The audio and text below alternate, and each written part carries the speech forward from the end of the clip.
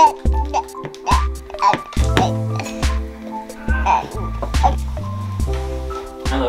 Hi. Oh, you're gonna sit more than that way? No. You're gonna do this way. Perfect. Alright, so we're on what, day 10 of what we like to refer to as the weirdness. Day 10, quarantined. We're thankfully good. You know, yeah, we're super fortunate to be in the position we are. It's almost like we prepared for this weirdness in a way without even knowing about it. So, if you don't follow us, we live in a fifth wheel that we've renovated on the back half of his parents' property. We've built a little homestead and travel in between work. Well, we did. That was the thought. That was the hope. And so we are fortunate right now with COVID-19 happening around the world that we are number one with family. Which is so big right now. Yeah. Like I couldn't imagine wanting to be anywhere but like with your family. And we're parents. with Travis's mom and dad. So we have 4 adults versus just the 2 of us, you know, and that helps. I think just for your mental sanity, and it's like a comfort. Totally. But we're not with my parents, and we are, you know, not seeing them. They live 5 minutes away, and we see them very regularly. So we are only, you know, visiting with Travis's parents, and we have decided as a family to follow the same strict rules of social distancing and staying home and not leaving the property unless it is absolutely necessary. So we're on day 10 of not leaving. I mean, as you know, probably most of you who watch this are too. It's kind of weird. I mean, we're all feeling it, though, whatever our own personal situation looks like. It's probably a little different, but I think a lot of the feelings we're all having inside are probably pretty damn similar. Yeah. Of just like just a uncertainty and a weirdness of like, what?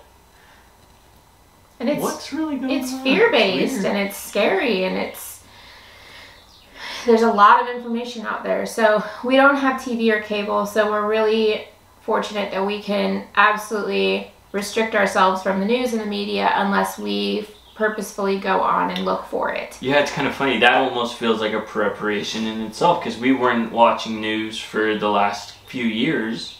Because of this lifestyle, you kind of just get away from that cycle of those things. You just kind of escape into focused on our own world and our own projects and everything. And so it almost felt like we don't have to try and not look at it because we weren't looking at it anyways. Right. You know, so it's kind of, I almost am the opposite, whereas I should probably look at it every now and then to know what the hell's going on. Yeah. I think another benefit to living the way we live right now is that we don't have a mortgage hanging over our head. You know, yeah, we have bills like everyone else. We have a trailer payment that we make on the fifth wheel. And we have basic bills just like anyone else. But we definitely don't have a $2,500 mortgage right now. And that... the weight of that, like, I have nothing but empathy for those. And I hope that our government is intelligent and kind enough to recognize that for everyone.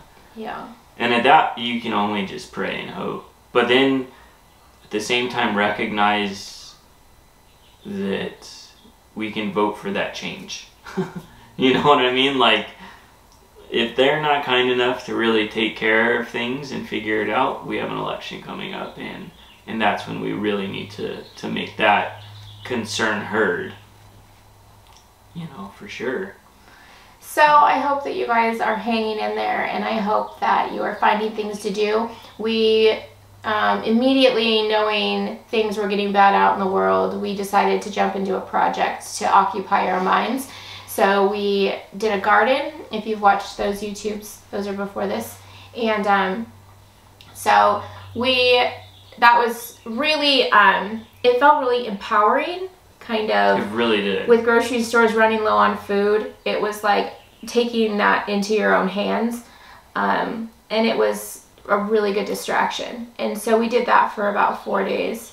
And we all were so involved. Yeah, Bryce Everyone. and Trenton. Bryce and Trent were incredible. Yeah, Bryce was really out there the whole time. Yeah. And we, you know, worked on it with his dad, and we used a lot of materials from around the property, so we didn't really need to run out and get much. Mm-hmm.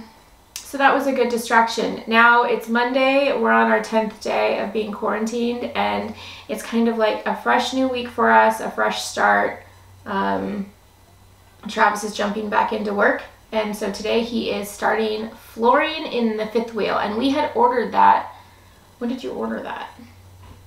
Probably like 2 weeks ago. Like it was just the time to do the flooring. So we ordered it, you know, without even knowing this was going to come, of course. And luckily it came like, I don't know, it must have come 4 or 5 days ago, I guess. It came right before California put on the mandate to shelter in place. So yeah. All of a sudden the flooring came in, he went and picked it up, and then like the next day it was shelter in place. Yeah. So he has work to do, and we can continue working on renovations, which is really, we're so fortunate. We're super, super lucky. You know, and it's fun because now these renovations have an even bigger purpose, it feels like. You know, these families who are waiting for them are very excited about it. You know? Yeah, I think there's a big excitement to being self-sufficient within your own small space and not requiring, you know, a huge home to live in. Mm-hmm. And I think that we've been contacted, I'll be honest, we've been contacted more since this has started, because I think people are seeing this lifestyle as like a way to escape, like having to be stuck. And so, and I get that. And I feel that, but I also see the other end of it as like we do have so many family and friends living this lifestyle full time that don't have a permanent place to, you know, be stationary. Mm-hmm. And campgrounds are closing and places are closing, and these people are being left just to wander. And some of them can't because some of them have jobs, and it's a very scary time. So if you're out there and you know somebody that lives this RV life and you have property sitting somewhere that nobody's on, you know, I understand if you have property on your space and you don't want people coming to your space, because that's not the point of, you know, social distancing. Yeah. But if you have some land somewhere that some family can park on to be safe during this time, you know, yeah, it's kind of wild that RV parks are closing. Well, and it seemed like when people didn't have to work anymore, they all jumped in their RVs to go explore. And then the state was like, no, that's not what we're trying to get people to do. You need to stay home and stay in place and not be out. And so campgrounds are closing where our friends live. And so that's been... Or where they've gone to hold up and think that, okay, why I have 2 weeks reserved here, will be cool. And then all of a sudden the campground's like, no, you have to leave. It's like, oh my gosh, that's so... And yeah, we live on an acre, but, you know, we hesitate to have anybody come in here because we have a son with a compromised immune system, and Travis's father, you know, fought cancer and has a compromised immune system. And so we are really following those strict rules of staying in place and not socializing. And so if anybody out there has land sitting somewhere that anybody could just park on, you know, reach out to us if you get this. Yeah, because we can share. We have many friends that are just kind of stranded, and that's scary. Mm-hmm. So there are pros and cons to both of this lifestyle. But this con, you could have foreseen this coming. No, I mean, you couldn't have seen this coming. This is so unusual, you know. So we're really, you know, thankful that we are set up in the place that we are. And yeah, tiny living small makes it hard. I have thoughts where I'm like, oh my gosh, a 2,500 square foot home sounds really good right now. But then when it's beautiful and the kids are outside. That's the thing. That home sounds wonderful when it's raining and we're stuck inside. And at night, when the sun goes down and it's too cold out and we're all crammed in this little space, it's rough. But we're making do. And just like everybody else in the world, we are not, you know, we're okay.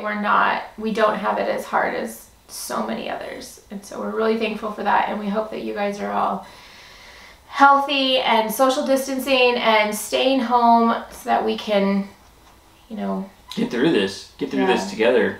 You know, I think in the end we can hopefully come out stronger and a little bit more intelligent and having evolved as a society a little further. I mean, this is our first time that we're seeing a true connectedness throughout the entire world. And I hope we come out of this thankful for those little jobs that we, you know, just blew off before, you know, the janitors and the people cleaning the hospitals and grocery store employees and nurses and doctors, you know, putting themselves on the front lines of all of this, you know. And their families, you know, their families who are at home while they're working and have to consciously think like, man, let's hope when Dad comes home from work, he's safe and good. And or having to social distance themselves from their own families just to help humanity. And so I think that we can all come out of this with a better appreciation and perspective on, you know, the rest of the world. And I think...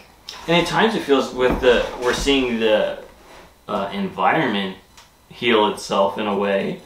The smog's so much less and all of those things. And you go, man, is the world healing itself? The memes have been my favorite part of all of this. And I read a meme the other day that said, it feels like Mother Earth is sending us to our room. Yeah, which I think is probably true and probably really needed.